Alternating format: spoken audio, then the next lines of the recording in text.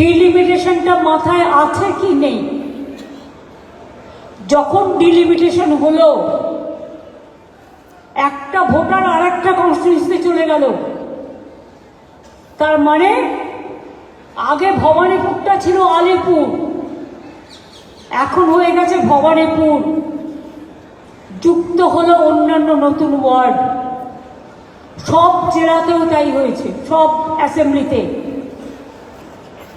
এই ওয়ার্ডটা এখানে ছিল, চলে গেছে ওই ওয়ার্ডে। এই ভোটারের অ্যাড্রেসটা ছিল এই ওয়ার্ডে, ওই ওয়ার্ডে। ম্যাপিংটাই তো ভুল। Your mapping is absolutely wrong and it's a great blunder.